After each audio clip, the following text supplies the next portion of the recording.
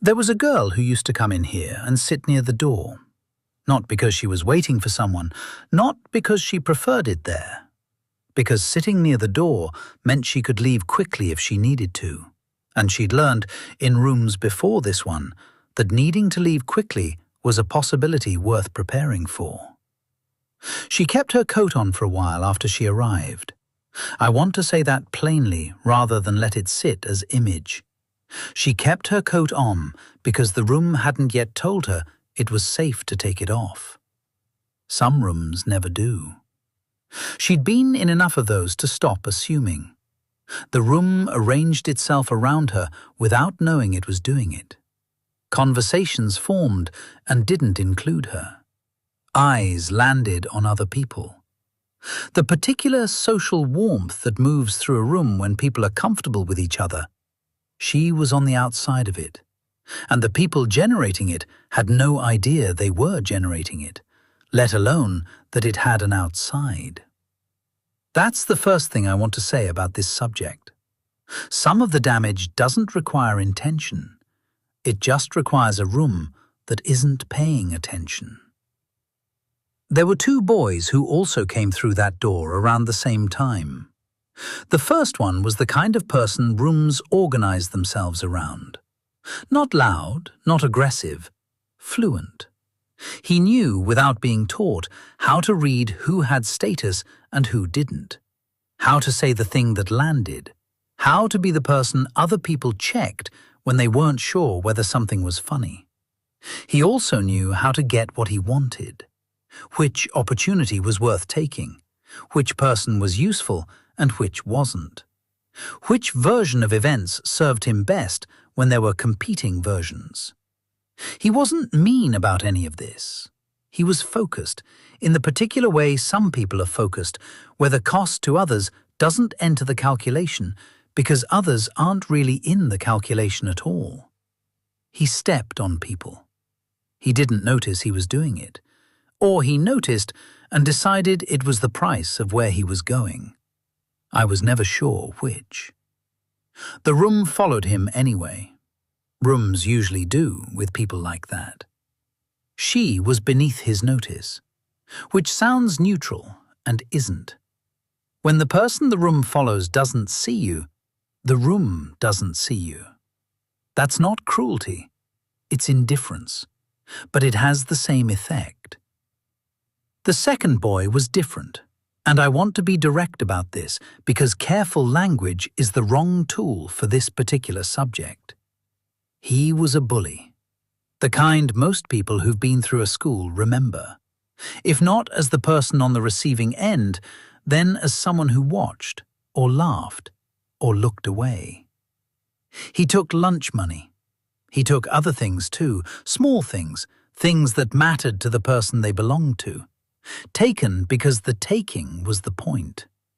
He found the thing each person was most afraid of and used it. Not loudly, not in the open, but quietly, in the ear, where only the target could hear it. The threat of violence was always underneath, not always stated, never quite absent. The question of whether he'd actually follow through was kept permanently open, because the uncertainty was more useful than the answer. And he enjoyed it. That's the part that's hardest to say plainly and the most important part to say. It wasn't frustration leaking out. It wasn't only displacement or a response to something he couldn't control elsewhere, though there may have been that underneath it too, and I'll come back to that. In the moment, in the room, with the target in front of him and the audience around him, he was having a good time. You could see it from the wall. The slight smile, the checking of the room to make sure it had registered, the satisfaction of having made someone smaller in a space where other people could see it happen. Now, the thing he found in each person and used.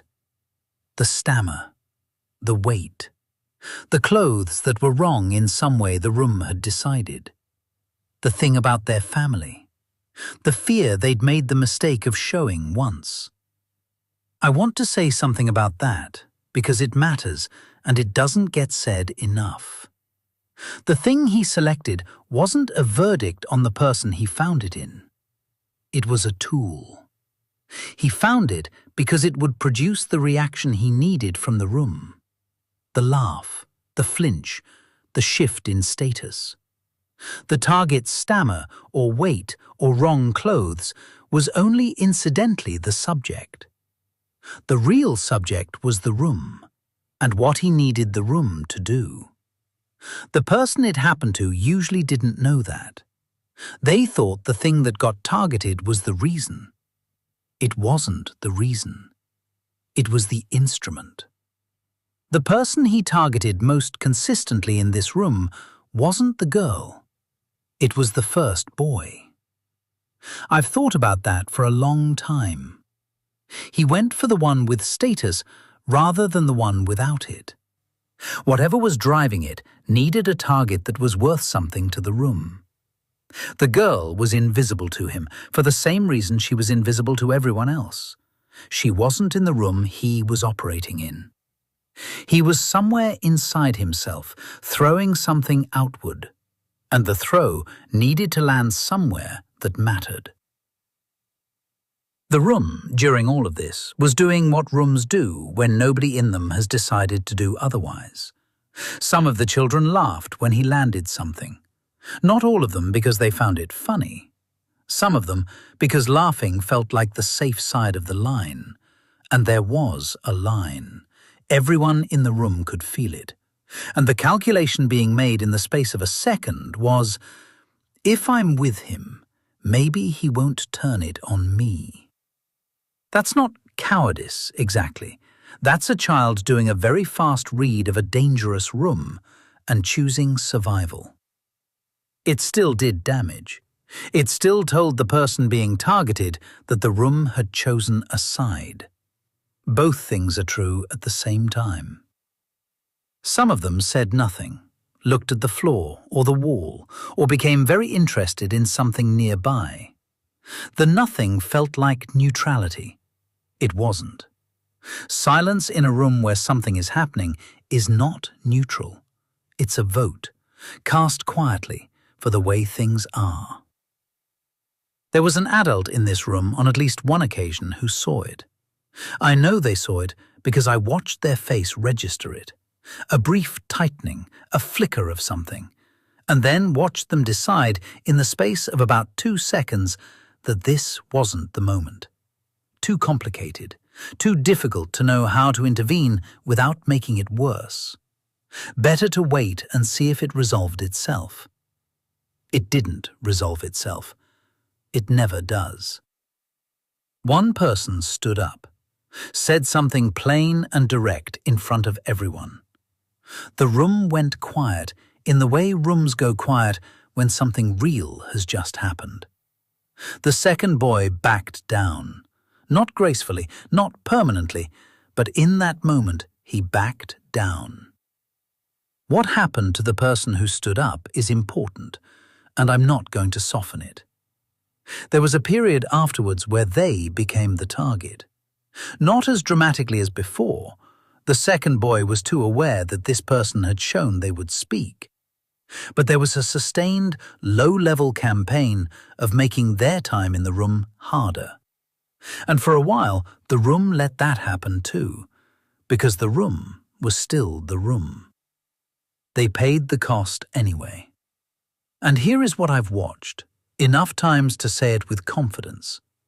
The moment one person steps in, it usually stops.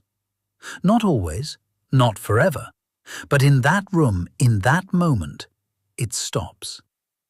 The person being targeted knows someone saw it and named it. That knowledge does something in a person that is very hard to describe from the outside, and, I suspect, very hard to forget from the inside. The person who stood up thought they were alone in the room. They almost never are. There are almost always others waiting to see if someone will go first. People talk in this room. They always have. They come through that door carrying their working lives, their families, their histories, and they put some of it down in conversation, the way people do when they're somewhere they feel they can. I've heard fragments of where people end up. I've watched things play out in this room directly. In the meetings held here, the gatherings, the committees, the family occasions where the dynamic arrives with the people and makes itself at home. Not the full picture. I only have what comes through that door, but enough, across enough years, to see the shape of things. The first boy, the fluent one, the self-serving one, from what came back through this door, he carried everything he was into every room he entered. Successful by most measures people use for that word. Good at people when it suits him, and the goodness is real when it's there. But the mechanism, the reading of the room, the version of events that happens to serve him, the one person consistently made the exception to his warmth until their standing quietly shifts. That mechanism is the same one he had when he was young. He didn't set out to damage anyone. He set out to get where he was going. The people he stepped on were in the way. He'd call it business or politics or just how things work. From what I've heard in this room, he's still going, still focused, still not quite counting the cost to others as part of the calculation. The second boy, the mean one, from the fragments that found their way back here, he became someone with authority over other people. In the rooms where he had power, the cruelty had the cover of function. Performance management, quality control, high expectations applied with a particular consistency to one or two specific people. The people on the receiving end knew what it was. The room around them mostly said nothing. For the same reasons rooms always say nothing. But I said I'd come back to something. What was underneath the enjoyment? Because in the years of conversations I've heard in this room, a pattern has settled that I've come to trust. The people who bully, not the socially fluent ones who step on others without noticing, but the ones who do it deliberately, who find the thing and use it. A great many of them learned cruelty somewhere it was done to them. At home, usually. In a room where they had no power to resist it. So it migrated, outward, to somewhere they did have power, to someone smaller or less protected or newer to the room. This is not absolution.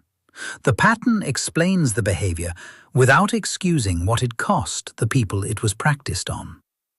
But it matters, because the person sitting somewhere right now who recognizes themselves in that second boy and doesn't understand why they did what they did deserves to have that pattern named. Not so they can set it down without consequence, just so they can see it clearly. Seeing it clearly is where anything useful begins. And then something happened to him. I don't know what. I only have what comes through that door. But he came in one evening differently. Something had cracked open. He sat alone for a long time. He's been quieter since. A different kind of quiet from the one he used to deploy as a weapon.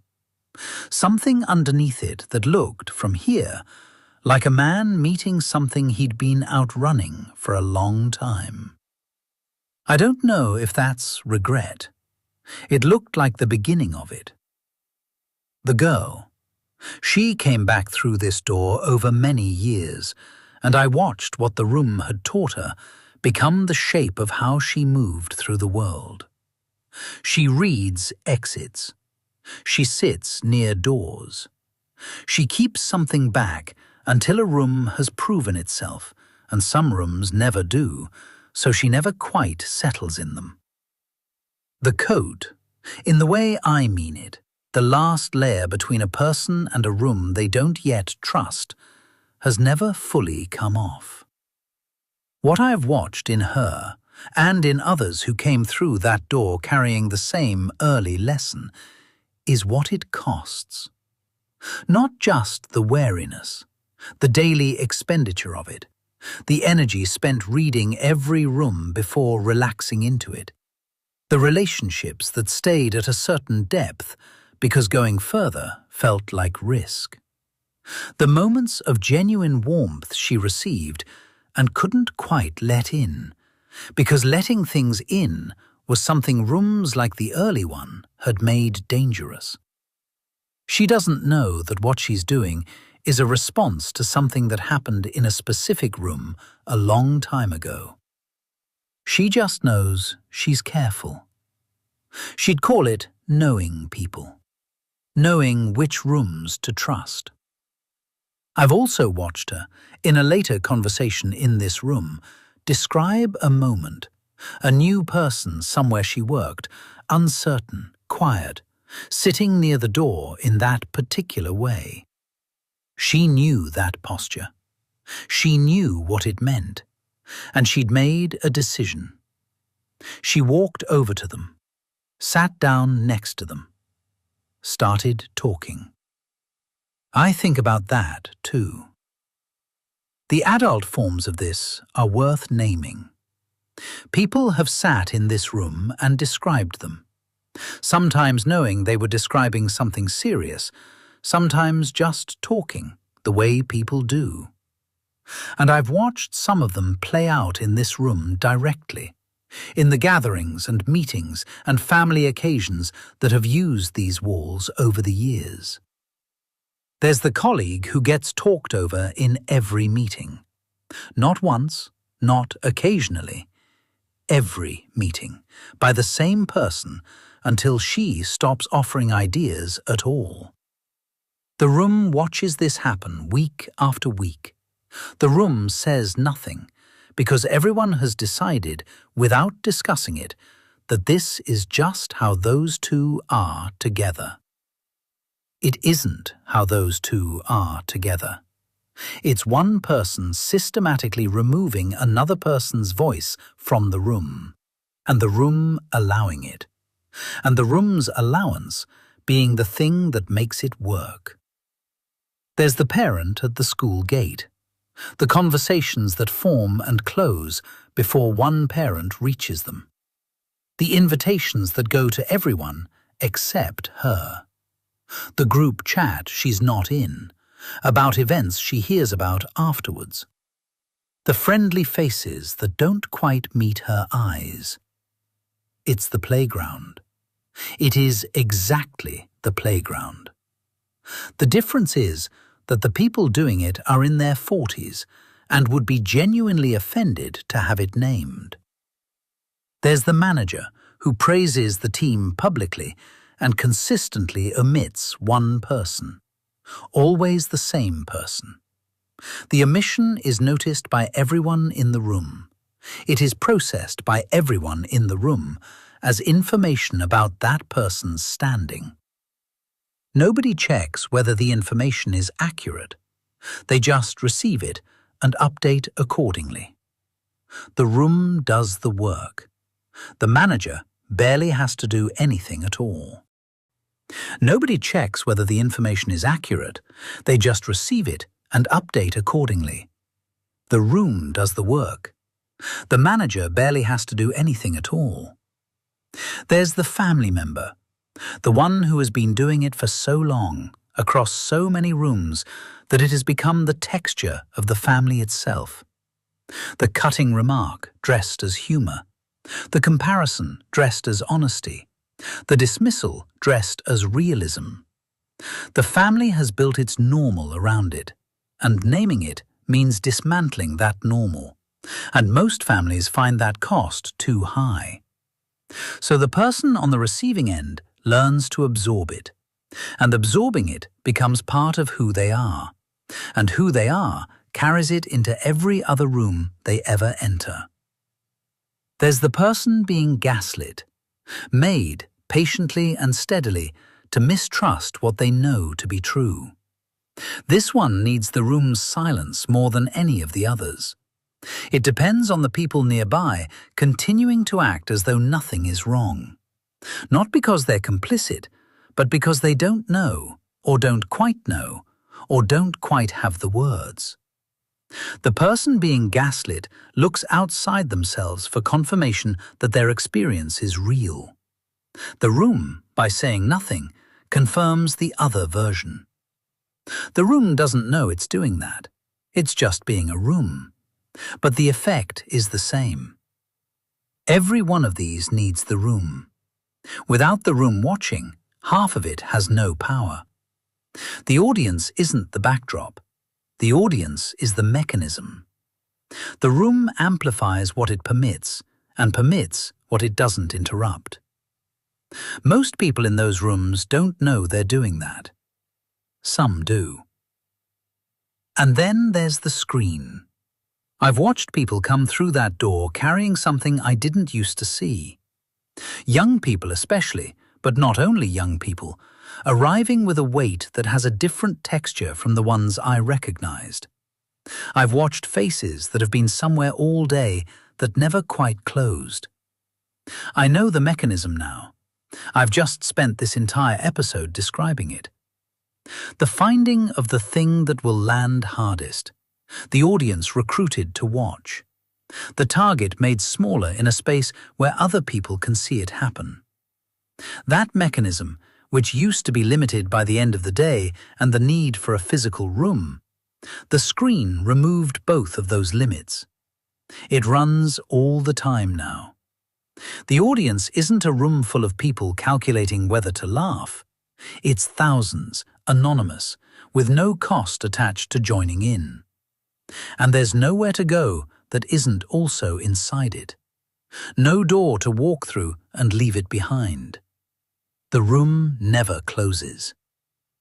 I hold that thought from this wall, and I find it very hard. I want to say something about the word itself. Bullying. It's a word that tends to attach itself to children, to obvious cruelty, to the past. Something that happened, that's over now, that the adults in the room have moved beyond. I've watched enough rooms to know that's not true. The mechanism doesn't age out. It just gets harder to name because the people practicing it are old enough to have a vocabulary for why it isn't what it is. It's directness. It's high standards. It's just banter. It's not my fault they're sensitive. I'm just being honest. I treat everyone the same. They need to toughen up. I've heard every version of this from this wall. What I've watched from this wall is the person on the receiving end. And the person on the receiving end is not confused about what's happening to them. They know. They've always known. The only question they're sitting with is whether anyone else in the room knows too, and whether, if they do, it matters to them enough to say something. Almost everyone who has ever come through that door is somewhere in this. The person who was on the receiving end and still carries the room they were standing in when it happened. The person who did it and hasn't thought about it in years, or has thought about it recently, in the particular way that arrives at 3 in the morning.